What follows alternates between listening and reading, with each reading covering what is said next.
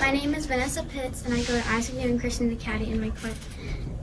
And my question is, how do hurricanes work? That is an excellent question, Vanessa. Now, hurricanes typically form in a very specific part of the Earth. Now, what I have highlighted here on the Earth is the equator, and I'm also going to highlight the tropics of Cancer and the tropics of Capricorn. So these boundaries are where the tropics are, and this is where the warmest waters on Earth are, and this is typically in the region where hurricanes and tropical storms form.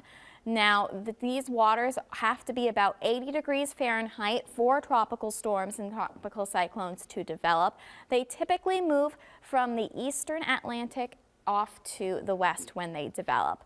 Now, when we have those right conditions, when we have waters at least 80 degrees Fahrenheit, that causes the ocean waters to evaporate, creating some thunderstorms. And when enough thunderstorms develop in one area and they start to organize themselves around a central low pressure system, that's when we start to see the storm strengthen. And when that happens, we start to see a storm that looks circular starts to look like a typical hurricane, and once winds reach 74 miles per hour, that is when the storm is officially a Category 1 hurricane.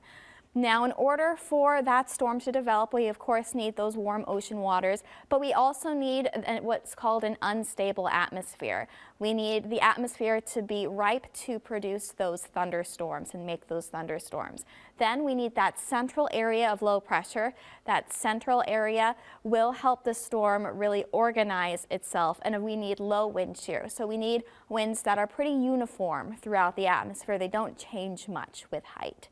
So this is what we have for our hurricane categories. A Category 1 hurricane has between 74 and 95 miles per hour. A Category 3 storm has between 111 and 129 miles per hour winds. And once a storm reaches Category 3 strength, that is when it is considered a major hurricane. And of course, the strongest storms, Category 5, typically have winds of 157 plus miles per hour.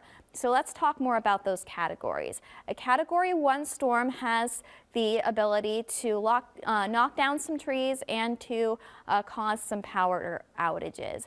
Now, a Category 2 storm, a bit stronger, these storms have the ability to cause roof and siding damage to homes and cause power outages that could last multiple days.